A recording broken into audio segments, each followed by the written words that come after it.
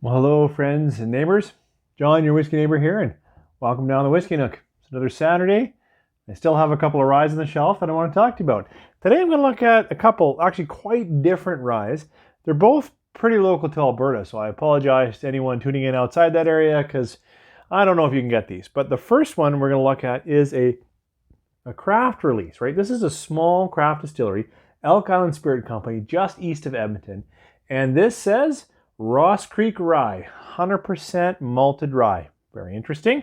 And then we'll take a look at, I guess, what is like a grocery store rebrand of some sourced rye. This is Co-Op Rye Whisky. When you come back, you know, these are obviously very different ryes, but we'll take a look at these two, share a little bit of nosing and tasting notes, and if you have any rye, maybe pour some, and taste along. 3, 4.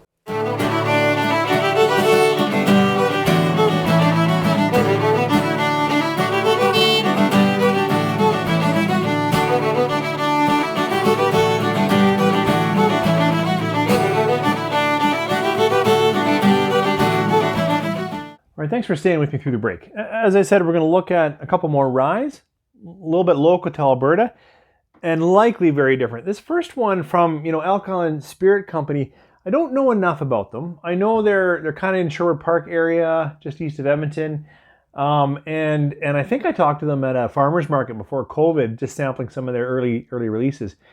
And in the past, I've seen like a bottle with a white label, the big bison head on it, and but it said, rye spirit. This doesn't say spirit on it anywhere, but it also doesn't say the term whiskey. It just says Ross Creek Rye, 100% malted rye, 44%. When I go to their website, I couldn't find if this is a whiskey, meaning in Canada that's a minimum 3 years old.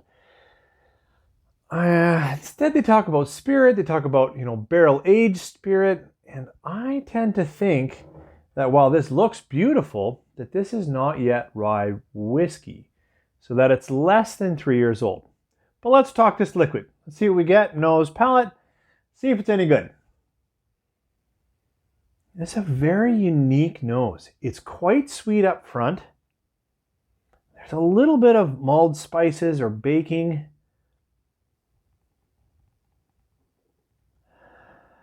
But very quickly, there is a unique note to it, like a funkiness. It's almost a little bit like a cabbage for me that comes up pretty quick. Not what I usually get in rye. We're not talking, maybe on that edge of herbal grassy dill note that I'm looking for in rye, but we're talking way over into something different. Yeah, okay. Now that I've said it out loud, maybe it's like that herbal note, but it is done differently, cooked down and something different. I have an idea about it, but I'll share it with you later. But sweet and unique. Let's try the palate.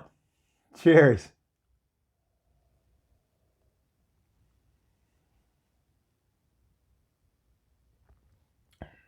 Palate again. Sweet, medium coating, not thick, but there's something there. A little pepper, so some of that rye. A little bit of alcohol note to it. Let's try another sip.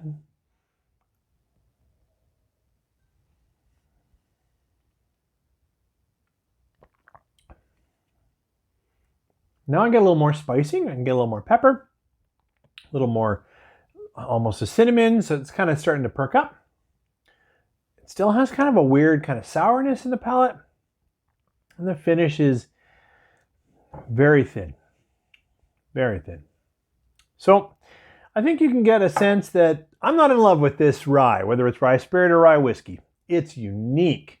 I will give it that for sure. And it might be that uniqueness, that kind of funkiness, is something that you're really going to like. For me, it's not what I'm looking for in a rye, and it actually kind of stands out as not really what I'm looking for in a whiskey. It's got a kind of a palate to it, more in the nose actually, that doesn't really grab me.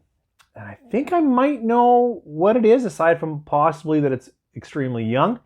I think I was listening to Dr. Don Livermore, JP Weiser, Dr. Don, and he was talking on a whiskey podcast, the Whiskey Topic with Mark and Jamie, and he was doing his geeking out thing, and he was talking about rye, and Lot 40 used to have some malted rinds, and then they mostly unmalted, and now it's 100% unmalted.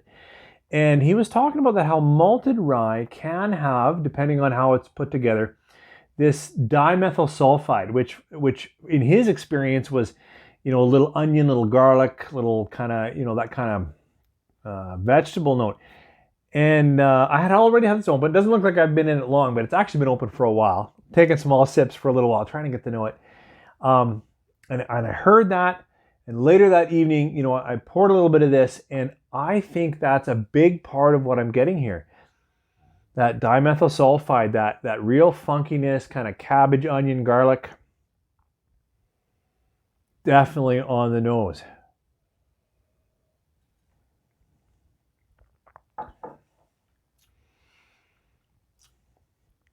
Very little barrel influence on this, however old it is. Very little char, some essential grain spirit, wild funkiness.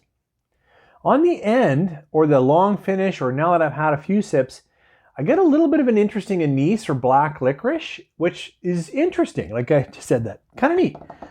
So it might go somewhere yet. And I love small distilleries, and I love that it's 44%, and I appreciate that it was only about 50, 55 bucks, somewhere in there. So it wasn't, a crazy amount of money. It might even been less than that. But I'm not really enjoying this just yet. I will give it another shot. Maybe if they're clear when it's a whiskey or can give a bit more history to it.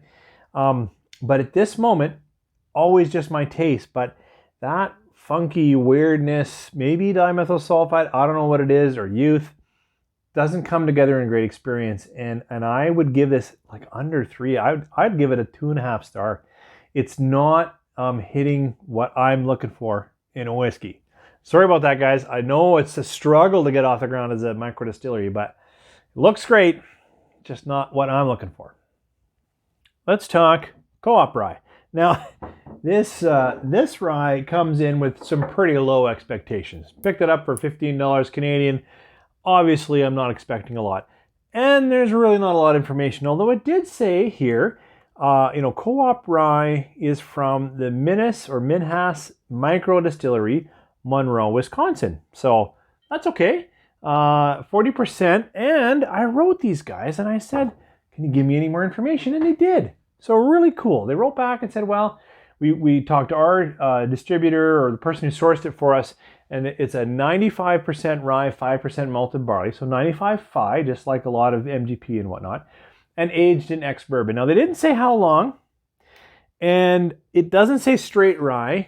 And if it said straight rye, we would know for sure it was a minimum 2 years. Now, I don't know. It does say whiskey, and it's released in Canada. So I think that puts it as, 3 years old. Because in Canada, you can't say whiskey on a bottle if it isn't the minimum 3 years old. In the States, you can actually be younger. I know that's very misunderstood. Let's see what this low expectation rye gives us. Oh, actually, I would pick it out as a rye. It's a sweet toffee, light caramel, but right away it's got a nice kind of a pepper cinnamon kick. There's even a slight herbal note, not a weird funky note, just a little bit of grass. And even hay and grass is too strong. Just a little bit of, I don't know, slight sourness to it. That's maybe more accurate. So, not complicated at all. Not a nose that's going to draw you in. But it didn't put me off. Let's see what it's like on the palate. Cheers.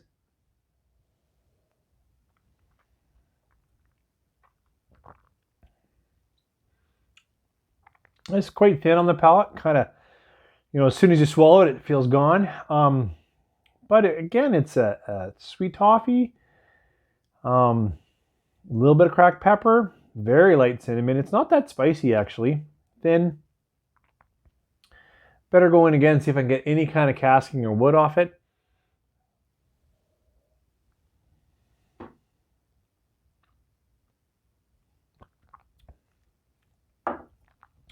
Okay, I kept that around a little bit longer. It definitely got a bit more cracked pepper. Cinnamon's, it feels a little too rich, so it's just a little peppery. Thin. I've said that a few times.